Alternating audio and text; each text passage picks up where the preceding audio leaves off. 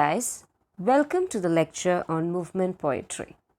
Now, before moving on to the characteristic features of movement poetry, let's look at the poetic background of the 1950s. In the field of English poetry, we find no single dominating figure in the 50s as we had in the earlier decades. For example, Eliot dominated the 1920s, W.H. Auden dominated the 1930s, and Dylan Thomas dominated the 1940s. But no great writer or poet seemed to have appeared on the literary scene after the 1950s. Now, there were many reasons for this. We'll look at it one by one.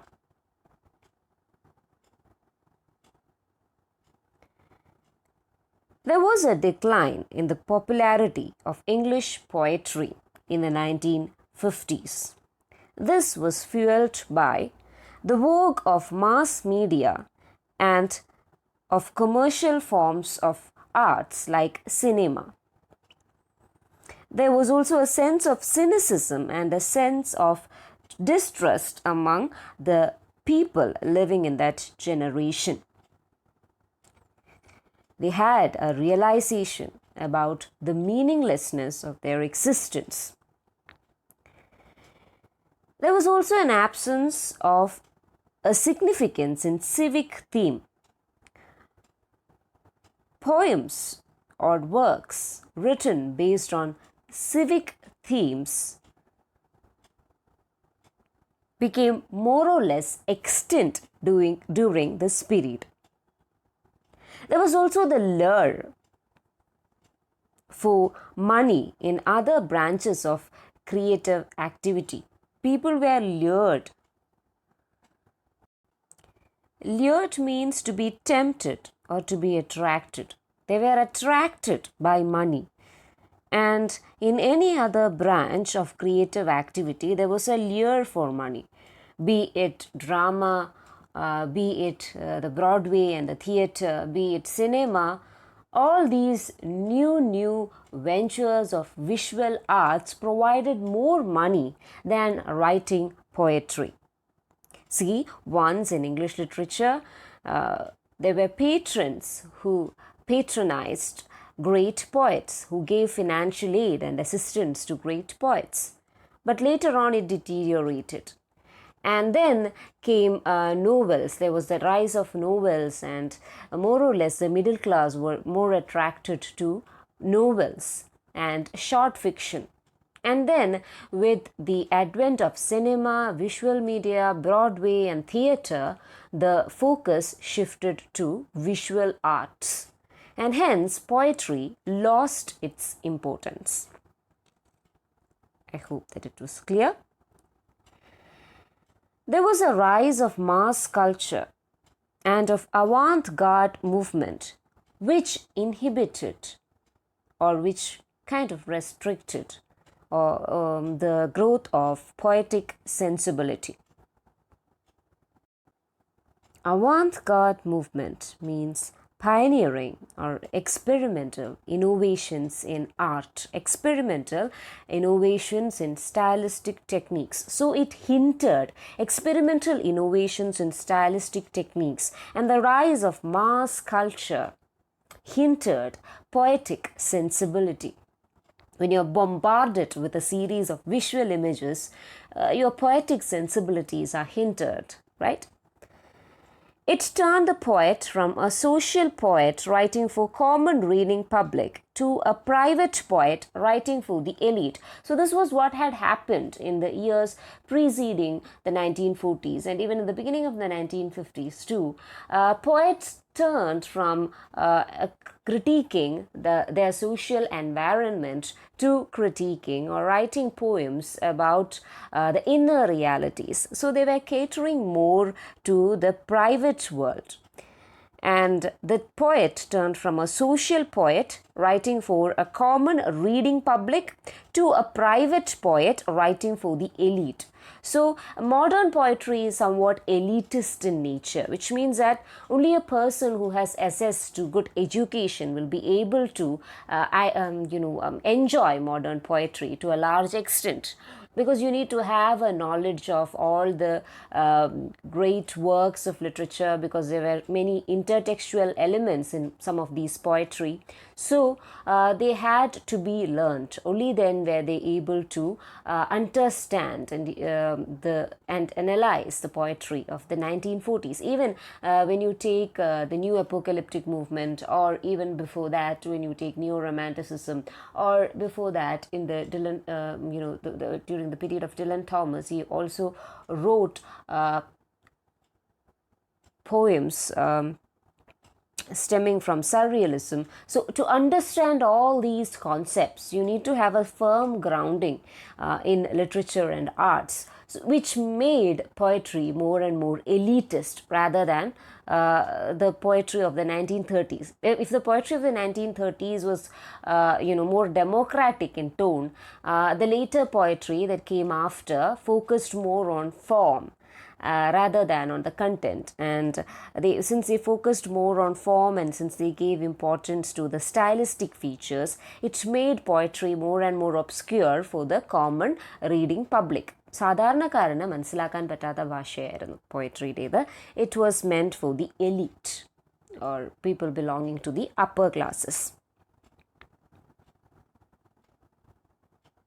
Okay, now the work of novel and popular literature stood in the way of great poetry. People turned into reading novels because novel was a democratic medium. Even in this point of time, novel became a democratic medium.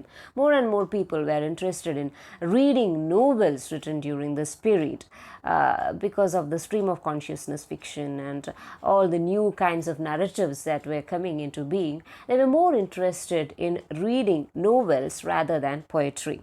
And there was also the rise of popular literature, the kind of writings that you might be interested in as teenagers. There was a rise of popular literature too, which stood in the way of great poetry. The efforts of the poets to write jazz lyrics, remember, the poets of the 1930s tried to write,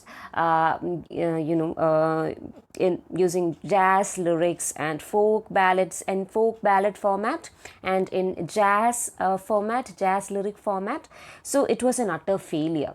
The effort of the poets to write jazz lyrics and folk ballads provided futile in creating a taste for really good poetry.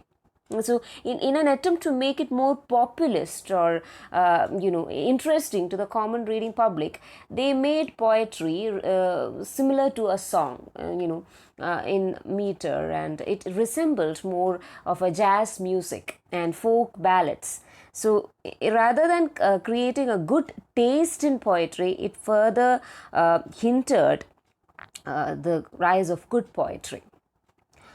There was neither a representative poet in 1950s nor any large body of writers to enjoy his work. So all this led to a dwindling of readership. വളരെ കുറച്ച് ആൾക്കാർ മാത്രം poems വായിക്കാൻ തുടങ്ങി. So it led to a dwindling of readership, and all this led to a dwindling of readership, and there was no one representative poet to represent the poetry of the 1950s.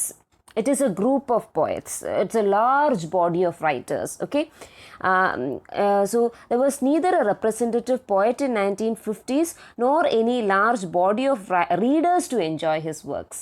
So there were not many readers to enjoy poetry during this period, but there were many writers, but there was no one representative poet.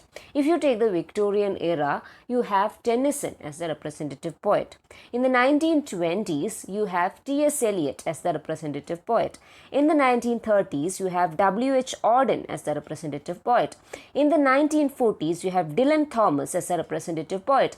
But when it comes to 1950s, there is no one representative poet, mainly because the reading public never really enjoyed. They turned moved from enjoying poetry to enjoying novels and popular fiction and Broadway theatre.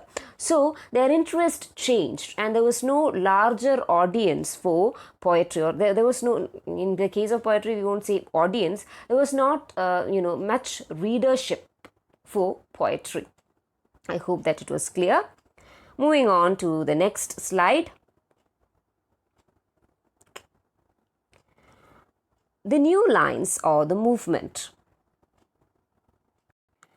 Now, the 1950s was a decade of reaction against the neo-romanticism of the poets like Dylan Thomas. So it came, as you can see, the poetry of the 1940s came as a reaction against the poetry of the 1930s. Similarly, the poetry of the 1950s came as a reaction against the neo-romanticism of poets like Dylan Thomas. The 1950s was a decade of reaction against the inflated romanticism of poets like Dylan Thomas.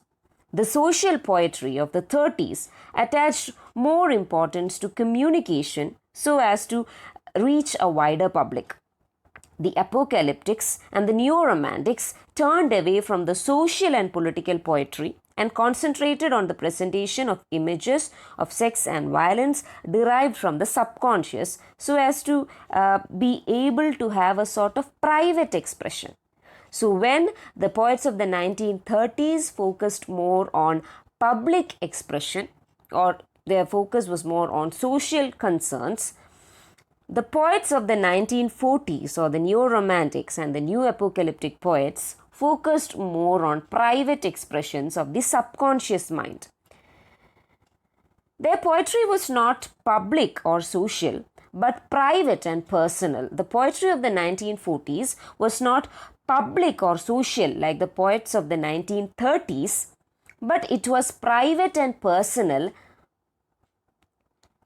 and this privateness of expression through images was responsible for much of the obscurity and unintelligibility of the poetry of the 40s. Now, the poetry of the 40s, we read a poem called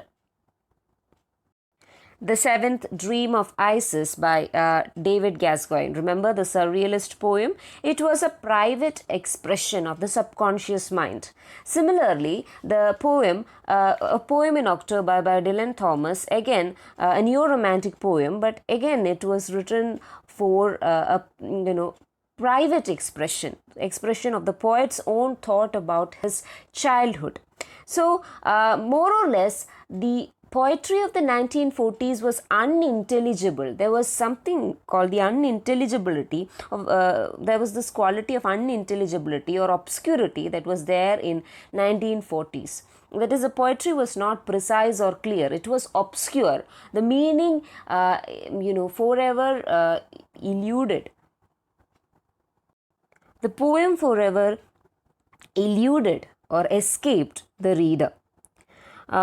So there was this unintelligibility that was associated with the poets of the 40s, and the poets of the 50s wanted to address this. Okay. So the chief weaknesses of the neo-romantics, including Dylan Thomas, were extreme emotionality, presentation of everyday life as myth and mystery, and attaching more importance to intuition and poetic vision rather than reason. See, in Poem in October, he talks about the parables of sunlight, how sunlight falls through the leaves and he feels like it is parable, or each of those rays of sun is telling a moral story, parables of sunlight. So in each and everything that he saw, he also tried to make a vision out of it, a poetic vision. He saw everything with intuition and poetic vision, attaching and gave everyday occurrences an element of mystery.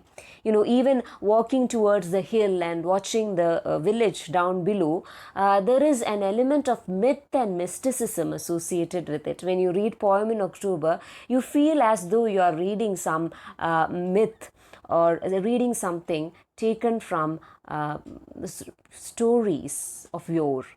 So there is that romantic quality in neo-romantic poetry, which gave more importance to emotions rather than to reason. It gave more importance to poetic vision rather than to intellect or reason.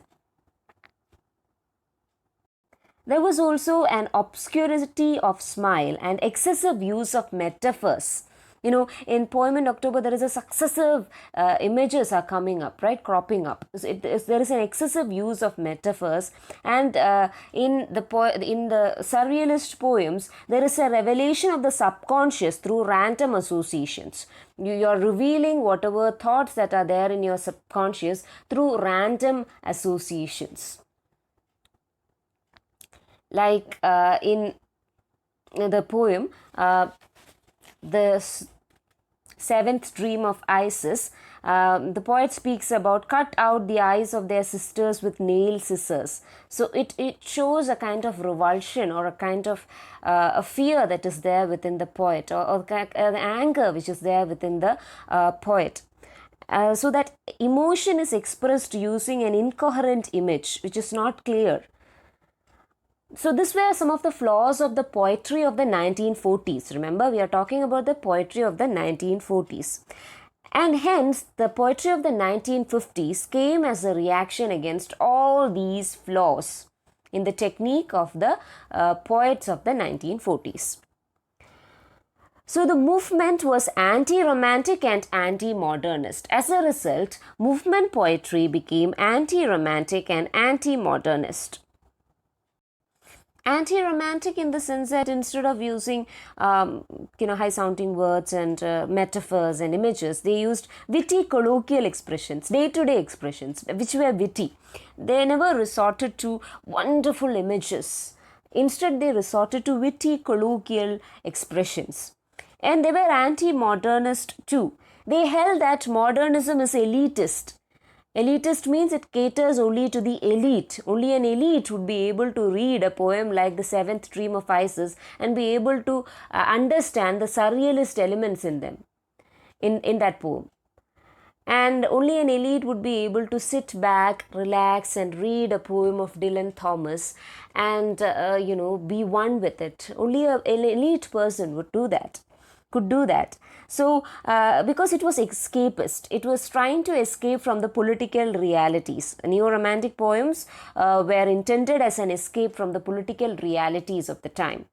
So, the poets of the 1950s were against this. Hence, they were also called as anti-modernist, because they held that modernism is escapist, it is elitist, and it is obscure, which means that modernist writings were esoteric, which means nobody will be able to understand anything out of it. It was antithetical to post-war democratic and populist values. So the poetry of the 1940s and the modernist poems were against the democratic values. Post-war, after the war, there came many democratic values. That is, after the First World War, there was a civic sense among the people, and which gave rise to populist and democratic values, which further deteriorated in the coming ages. In the 1940s, when people turned more and more into stylistic techniques and innovations in stylistic techniques and the like, they disregarded the populist values. Populist means major population, right? The common popular ആയിട്ടുള്ള values. അതിന് importance കൊടുത്തില്ല. They never gave importance to democratic or populist values. Hence, movement was anti-romantic. It can be said that movement is anti-romantic as well as anti-modernist. Anti-romantic because it never gave importance to images, metaphors and the like. They used witty, colloquial day-to-day expressions, and it was anti-modernist in the sense that they held modernism as something which is elitist and obscure, that only a limited few people would be able to understand.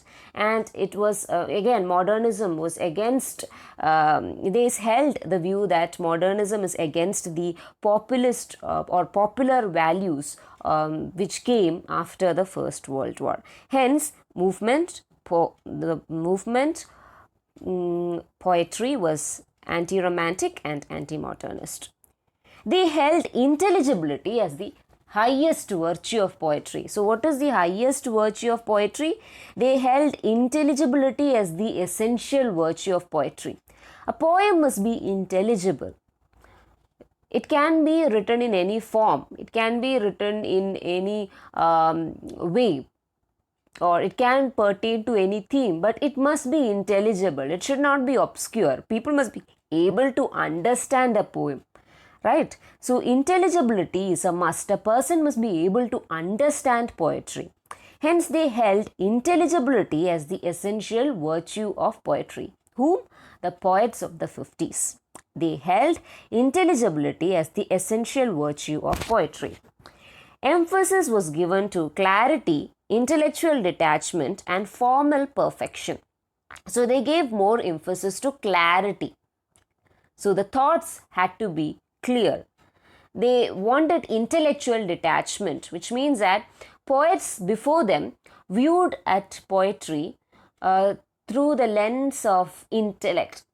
They were highly intellectual in writing their poetry. They would think about some obscure theories that they had read, or they would conjure up some obscure images right in front of them, and then they will try to write about those images, which would lead to, again, all sorts of confusion and obscurantism or obscurity.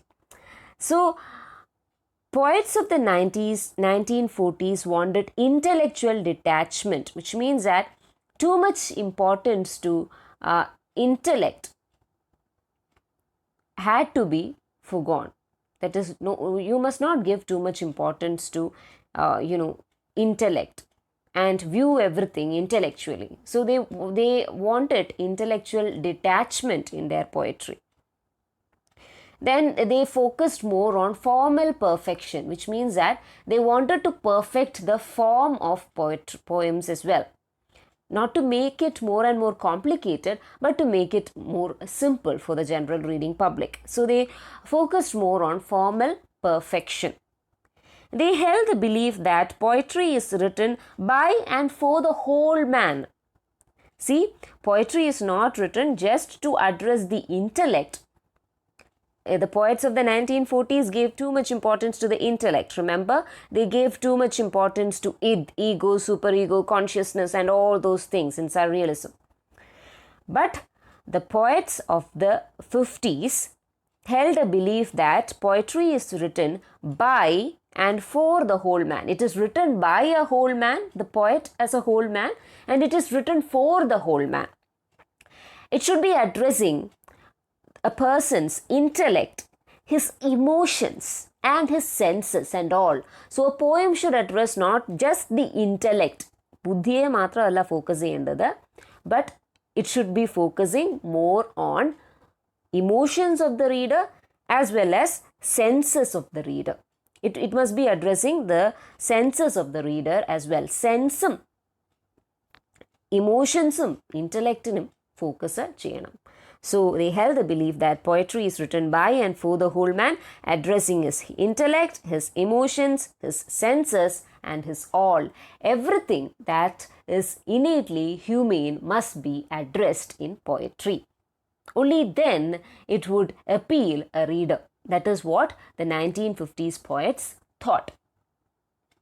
Is that clear? It's a very important point. It's a very important point. I hope that it is clear. So the last point is important. Now let's take a look at the movement poets as such. Who were they? After the death of Dylan Thomas in 1953, remember the year. After the death of Dylan Thomas in 1953, some new poets appeared in the literary scene and wrote in a manner which was entirely opposed to him. So they wrote in a manner which was antithetical to the kind of writing that Dylan Thomas wrote. It was against the writing of Dylan Thomas. They wrote in a manner which was entirely opposed to him. They were Philip Larkin, Kingsley Amis, and John Wayne. They were students at the St. John's College in Oxford. In 1956, An anthology under the title New Lines was edited by Robert Conquest, was bought out, and it contained the contributions of 9 poets, which include Philip Larkin, John Wayne, Kingsley Amis, Robert Conquest, Donald Davy, D.J. Enright, Tom Gunn, John Holloway, and Elizabeth Jennings. Now I've got an assignment, interesting assignment for you. I have given the names of all the 9 poets here. This is a mini assignment. Try to find the year of their death. If the person is still alive, you can leave it as such. You can just put a hyphen over it.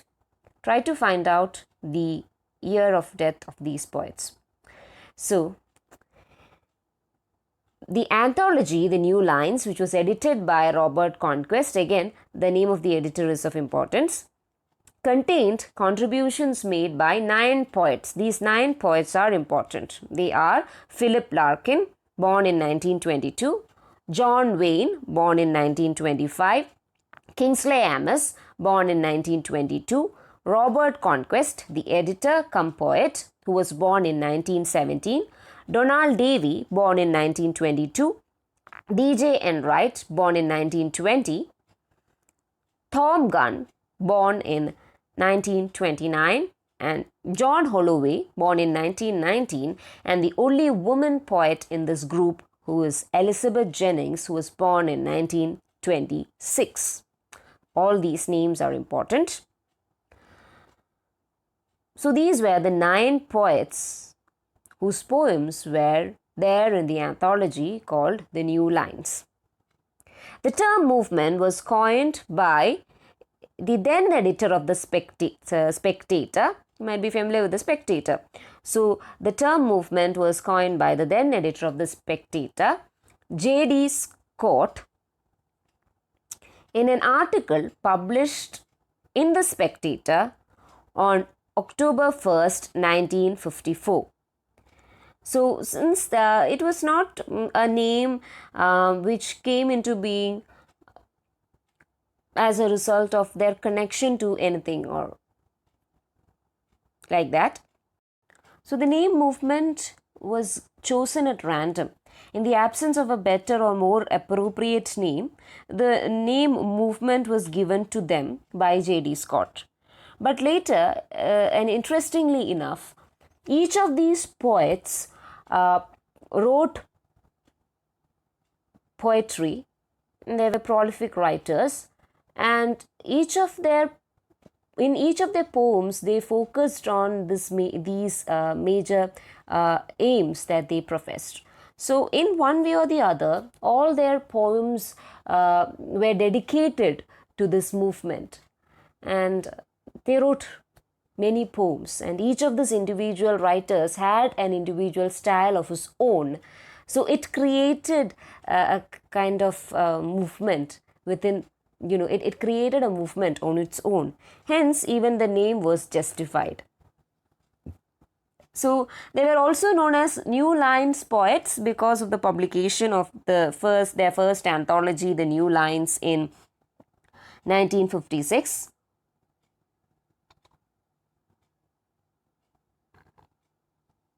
Now, according to critic Kenneth Allott, Robert Conquest's New Lines did for the poets of the 50s what the New Country of Michael Roberts did for the Auden group and the other poets of the 1930s. It created a recognizable public image of the new poetry. So, like the New Country, the Auden group was also known as New Country group because of the publication of the anthology by Michael Roberts called The New Country. Like that, the publication of New Lines by Robert Conquest gave these poets an identity. It made them recognizable. It gave them a public image. It gave them and their poetry a public image.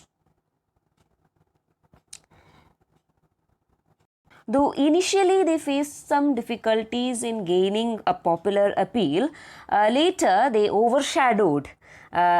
succeeded in overshadowing the neo-romantics or the new romanticism of the 1940s. Now, it was a strategic grouping of poets with similar distaste and similar objectives. All these poets disliked the poetry of Dylan Thomas. They had a dislike for intellectuality in poetry. They had a shared dislike for obscurantism or obscure poetry. So they shared similar distaste and similar objectives, and this is what made them, it made them a strategic grouping. So it was a strategic grouping of poets with similar distastes and similar objectives. And later some of them developed their own individual styles, and then they took the movement a bit forward with their own individual styles. So it was not like any other movement that existed before, because even the poets of the 1930s had a set pattern, the poets of the 1940s, all of them had a set pattern, but the poets of the 1950s, they later developed their own poetic creed, or they later developed their own individual styles. Apart from being in a group, being in the movement, they developed their own individual style, which made them different from the other poets who came before them. Now moving on to the next slide. So these are the major movement poets. We have, I'm sorry for the interruption. We have Philip Larkin, Kingsley Amis, John Wayne, Robert Conquest, Donald Davy, D.J. Enright, Tom Gunn, Elizabeth Jennings, and then there is a person called John Holloway. I was unable to include him in this group because the major poets are these, but you need to remember John Holloway as well. I was unable to paste his pick because these are the major poets of the time. Once again, Philip Larkin, Kingsley Amis, John Wayne, Robert Conquest, Donald Davy, D.J. Enright, Tom Gunn, and Elizabeth Jennings. Now, some of these poets later went on and joined the angry young men movement. Some of these poets were fiction writers, they were dramatists too, so they had other interests as well. Now, talking a bit about the New Lines, the poetic anthology published by the movement poets in 1956. The New Lines, which was published in 1956, had an introduction to it. Like the introduction to lyrical ballads, New Lines too had an introduction to it. The introduction to the New Lines had the nature of a poetic manifesto, a declaration. So it was like a poetic declaration of their professed aims and principles. So the introduction to the New Lines had the nature of a poetic manifesto. The editor of the anthology, Robert Conquest, said that the purpose of the anthology was to acquaint, make familiar the reading public with a genuine and healthy poetry of the new period. So it was to acquaint, or it was to make familiar, it was to make the general reading public familiar with a genuine and healthy poetry of the new period. They wanted to make the general reading public familiar with the genuine and healthy poetry of the new period. Furthermore, what united them was a genuine determination to avoid bad principles. So they wanted to avoid bad principles that hitherto existed in the poetry which came before them. So furthermore, what united them was a genuine, again true determination to avoid bad principles. Now what were these bad principles? We shall discuss it in part 2 of the lecture on movement poetry. Thank you.